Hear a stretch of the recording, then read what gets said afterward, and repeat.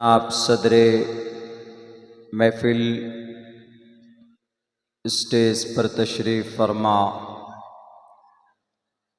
उलमाए कराम और दानिश्वरान कौम व मिल्लत और इस पिंडाल के नीचे जमा होने वाले हमारे दीनी और ईमानी भाइयों, और इसी पिंडाल में पर्दे में बैठी हुई हमारे इस बस्ती और गांव और समाज की इज़्ज़तदार माँ और बहनों, नौजवान साथियों, बड़ी खूबसूरती के साथ ये जलसा यहाँ तक पहुँचा है। मुझे उम्मीद है कि पूरी इत्मीनान के साथ, सुकून के साथ ये जलसा अपने आखिरी मंजिल तक पहुँचेगा। और अल्लाह से हम सब ये दुआ करते हैं कि अल्लाह तबारक व तआला हमें कहने और सुनने से कहीं ज़्यादा हम सब को उस पर अमल की तौफीक अता फरमाए। बात आदमी ज़ुबान से कहे, अगर अमल उस पे ना हो तो फिर कोई फ़ायदा नहीं है। मेरे भाइयों, हम सब यहाँ जो बैठे हैं, हम लोग ईमान वाले हैं, कलमा पढ़ने वाले।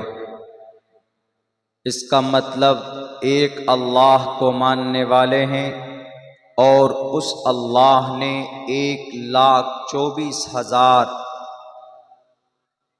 अंबिया को इस ज़मीन पर भेजा। उन तमाम नबियों को हम मानते हैं और आखिरी नबी जनाबे मुहम्मदुर रसूलुल्लाह सल्लल्लाहु अलैहि वसल्लम को आखिरी नबी और पैगंबर और रसूल तस्लीम करते हैं। ऐसा नहीं है कि हम सिर्फ मुहम्मदुर रसूलुल्लाह को अपना नबी मानते हैं।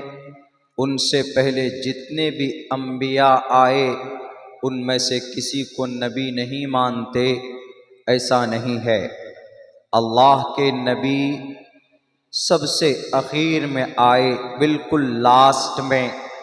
उनसे पहले तकरीबन 1,24,000 अंबिया किराम इस धरती पर अल्लाह ने भेजा, वो आए। जैसे हज़रत इब्राहीम अलैहिस्सलाम, हज़रत नूह अलैहिस्सलाम, हज़रत इस्माईल अलैहिस्सलाम, हज़रत दाऊद, सुलेमान, यूसुफ, मूसा, ईसा और भी अंबिया किराम, हम सब उनको नबी और रसूल मानते हैं। हमारा ईमान है इस बात पर। और इस दुनियावी ज़मीन पे सबसे ज़्यादा नबी किस मुल्क में आया? दुनिया के अंदर अल्लाह ने सबसे ज़्यादा नबी मुल्क शाम, फ़लस्तीन की सरज़मीन पर पैदा किया। वो फ़लस्तीन जो आज जालिम यहूदियों के जुल्म सितम का शिकार हो रहा है। उन यहूदियों ने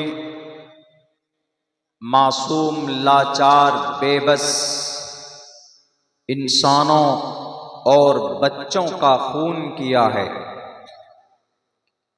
शायद आपको मालूम ना हो, मैं ये बता दूं कि अभी तक तकरीबन 25 से 35 हजार मर्द, औरत, जवान और बूढ़े इंसानों को फ़लस्तीन उस गज़ा पट्टी पे इन यहूदियों ने उनको शहीद किया है और उनमें से 1 से लेकर 5 साल या 6 साल की उम्र का छोटा छोटा बच्चा, तकरीबन 8000 बच्चों को अभी तक इन यहूदियों ने बम गिराकर उनको शहीद कर दिया है। 7 अक्टूबर सन 2023 से यह हमला चल रहा है। वो फ़लस्तीन जहां मस्जिद अक्सा है, वो मस्जिद अक्सा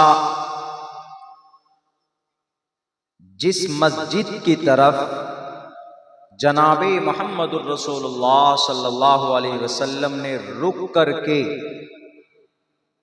17-18 महीने तक नमाज पढ़ी, यानी वो क़िबले अव्वल रहा। क़िबले अव्वल का मतलब सब उस मस्जिद की तरफ रुक करके नमाज पढ़ते थे। 18 महीने तक नमाज पढ़ी गई। वो मस्जिद अक्सा आज यहूदियों के कब्जे में है। 1967 से लेकर आज तक वो मस्जिद इसराइल के यहूदी के कब्जे में है।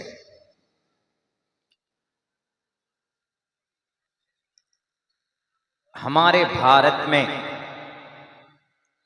अगर कहीं पर कोई इंसान किसी को मारता है या दुनिया में कहीं पर भी कोई मुसलमान किसी को मारता है, हालांकि नाहक किसी का खून बहाना, किसी को मारना अलाउ नहीं है, इजाज़त नहीं है, इसकी परमिशन नहीं है। लेकिन अगर कोई मारता है तो क्या कहा जाता है? ये कातिल है, ये दहशतगर्द है। लेकिन आज की तारीख तक, अभी तक, आज शाम तक 42,000 टन बारूद बम बरसा चुका है इसराइल फ़लस्तीन के ऊपर। उसको कोई नहीं कहता। अगर इंसानों को मारने से आतंकवाद बनता है कोई, तो फिर सबसे ज्यादा नाहक इंसानों को जंग में मारने वाला दूसरे नंबर पर इसराइल है। इस जंग में पहले नंबर पर तो इसराइल से बड़ा कोई आतंकवाद नहीं है।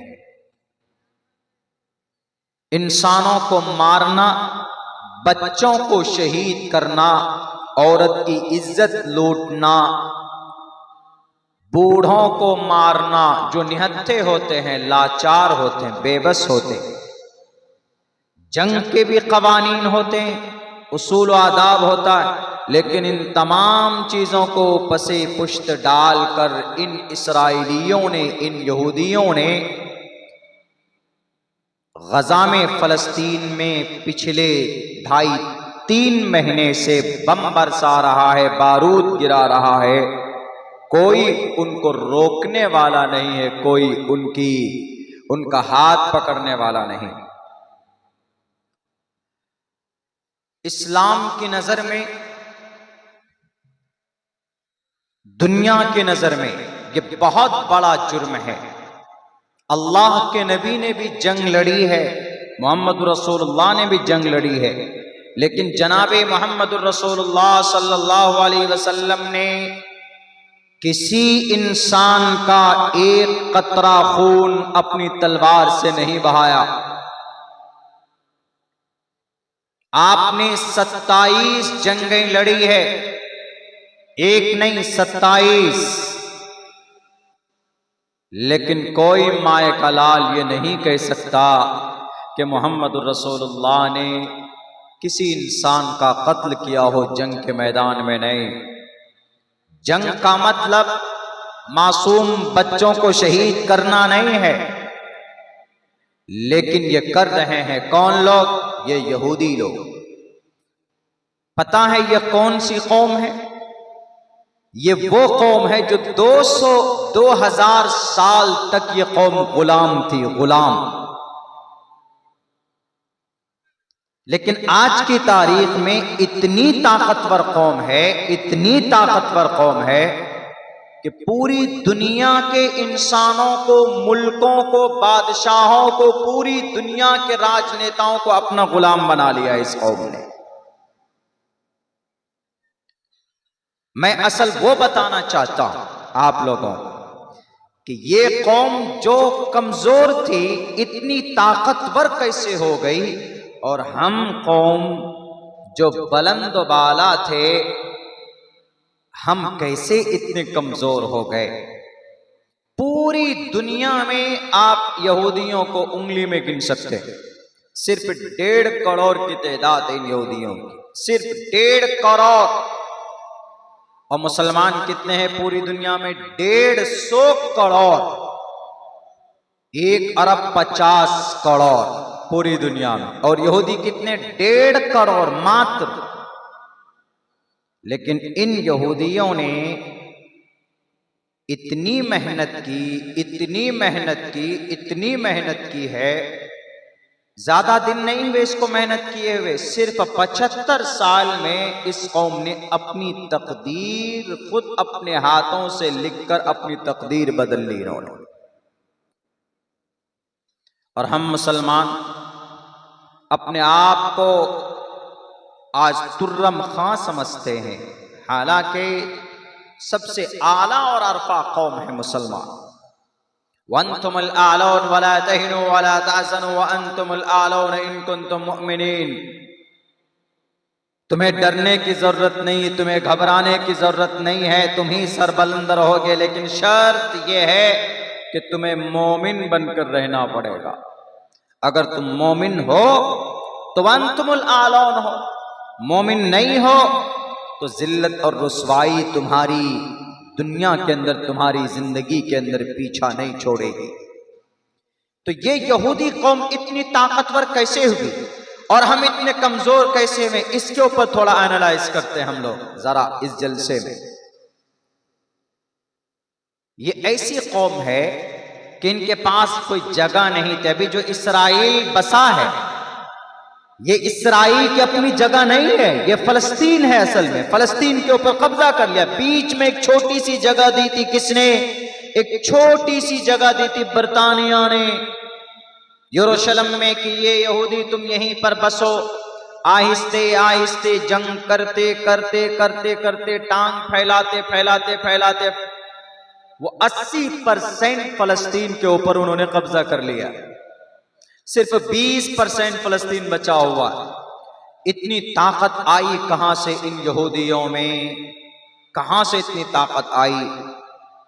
3 काम इन्होंने किए जो इनके अंदर ताकत पैदा हो गई, और वो 3 काम मुसलमानों को करना था, लेकिन मुसलमानों ने नहीं किया, इन यहूदियों ने किया। तो यहूदी की तकदीर बदल गई। दुनियावी एतबार से जन्नत में तो जा नहीं सकते ये, या याश, ये शराबी, ये कबाबी, ये फासिको फाजिर, ये नालायक, ये नाहंजार, ये जुल्म सितम करने वाले, मासूम बच्चों के खून से इनके हाथ रंगे हुए, मासूम औरतों की इज्जतों को लूटने वाले, बूढ़े निहत्थे इंसानों के ऊपर बम बरसाने वाले, जन्नत नहीं जा सकते ये। लेकिन दुनियावी एतबार से दुनिया को बतलाया इसराइल ने, यहूदियों ने, हम ताकतवर हैं, हमसे डरो। पता है उन्होंने दुनिया के अंदर जो जो चीजें लोगों को प्यारी है उन सब को खरीद लिया, उन सब को। जितने भी मोबाइल हम लोग चलाते हैं, टोटल मोबाइल का अच्छा ब्रांड नोकिया है, आईफोन है, सैमसंग है, मोटोरोला है, ये सब यहूदियों का बनाया हुआ। यहां तक कि हम लोग जो सरफ इस्तेमाल करते हैं, टाइड एरियल सरफ, वो भी यहूदियों का बनाया हुआ। हम लोग जो लाइफ बॉय, लक्स साबुन और डिटोल साबुन इस्तेमाल करते हैं, यहूदियों का बनाया हुआ। हम लोग जो शैम्पू इस्तेमाल करते हैं, Dove shampoo, head and shoulder, यहूदियों का बनाया हुआ।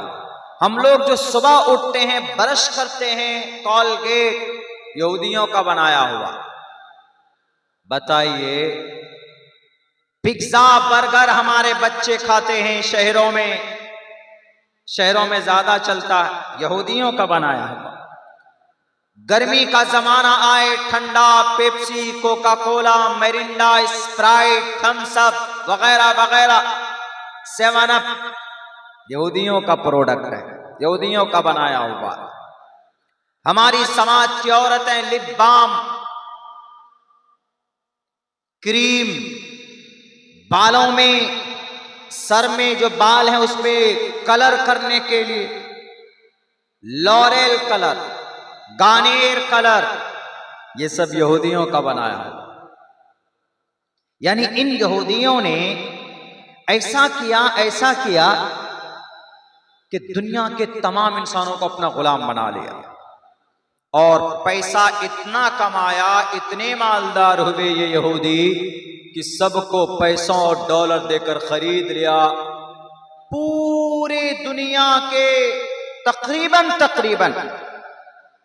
जो उद्योगपति हैं सबको अपने कब्जे में कर लिया। यही वजह है कि कोई आज यहूदी के खिलाफ, इसराइल के खिलाफ, जो इसराइल है, मुल्क इसराइल, उसमें यहूदी है, तो यहूदियों के खिलाफ कोई बोल नहीं रहा है। क्यों? उसने सबको अपना गुलाम बना लिया।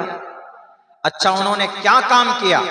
वो काम मैं बता रहा हूं। उन्होंने सबसे पहला काम जो किया, पिछले 75 साल से उन्होंने मेहनत की, 75-100 साल नहीं, सिर्फ 75 साल में अपनी जिंदगी बदल ली।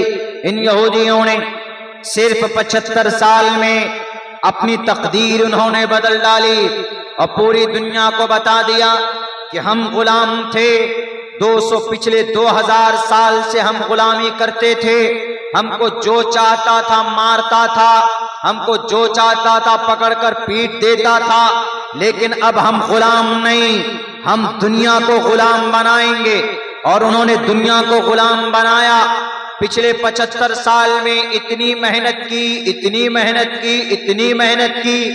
कि वो लोग अर्शे मुअल्ला तक पहुंच गए। इतनी मेहनत की कि दुनिया की तकदीर बदल डाली। उन्होंने देखा कि भाई हमको मारा जाता है, हमको पीटा जाता है, हमको डराया जाता है, लेकिन अब हम डरेंगे नहीं, हम मेहनत शुरू करेंगे। ताकत के बलबूते पर नहीं, नॉलेज की बुनियाद पर। उन्होंने कहा कि जरा मोहम्मद रसूलुल्लाह की जिंदगी देखो। मोहम्मद रसूलुल्लाह भी ऐसे वक्त में पैदा हुए थे जब पूरी दुनिया के लोग मोहम्मद रसूलुल्लाह के खिलाफ थे। आप अलैहिस्सलाम जब कलिमे की तबलीग के लिए पहुंचे, आप अलैहिस्सलाम को जब अल्लाह तबारक व तआला ने कहा कि मोहम्मद पढ़ो इक़रा बिस्मि रब्बिकल्लज़ी खलक़ खलक़ल इंसान मिन अलक़, ऐसे वक्त में पढ़ने का आदेश दिया गया जब वहां पर कोई एक खुदा को नहीं मानता था। नए दीन की तबलीग को लेकर नबी आए तो चारों तरफ से कुफ्फार मक्का आपके ऊपर टूट पड़े, आपको परेशान करने लगे, आपके ऊपर जुल्म सितम करने लगे। लेकिन उस माहौल में भी नबी ने तालीम का काम आगे रखा, नबी ने तबलीग का काम आगे रखा, नबी ने अपने दीन के मिशन को आगे रखा, नॉलेज और इल्म हासिल करने के पैगाम को आम किया। आपने 13 साल में अल्लाह की वहदानियत के बारे में तबलीग करते रहे। हालांकि नबी के ऊपर पत्थरों की बारिश हुई, नबी पाक अलैहिस्सलातु वस्सलाम के सर पर ओजड़ी डाली गई। ओजड़ी ऊंट का जो पेट होता है वो नबी के सर पर डाला गया। उसके बावजूद भी हमारे नबी तबलीग करते रहे। लेकिन 23 साल में नबी ने, आप अलैहिस्सलाम झुके नहीं, आपने काम आगे रखा। 13 साल के बाद आप मदीना गए।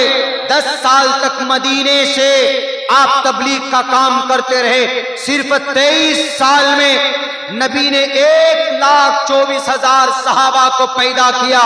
इन यहूदियों ने देखा कि ये मोहम्मद है जो 23 साल में ऐसे लोगों को पैदा कर सकता है जो अपनी जान कुर्बान करने के लिए तैयार है। तो जब नबी मेहनत करके कामयाब हो सकता है तो हम यहूदी मेहनत करके कामयाब क्यों नहीं हो सकते? तो इन यहूदियों ने तालीम के ऊपर मेहनत की, और तालीम सबसे पहला पैगाम है किसका? इस्लाम का, कुरान का। कुरान में अल्लाह ने कहा सबसे पहला कलाम आसमान से जमीन पर अल्लाह तबारक व तआला ने जिब्राइल अमीन के जरिए से जो मोहम्मद रसूलुल्लाह को पैगाम बताया वह है इक़रा। 30वें पारे में है इक़रा बिस्मि रब्बिकल्लज़ी खलक़ खलक़ल इंसान मिन अलक़, कि ए नबी पढ़िए, इक़रा पढ़िए। सबसे पहला पैगाम अल्लाह ने मोहम्मद रसूलुल्लाह को यही बताया, क्या? कि ए नबी आप पढ़िए। तो लफ्ज़े इक़रा पर सबसे ज्यादा अमल किसने किया?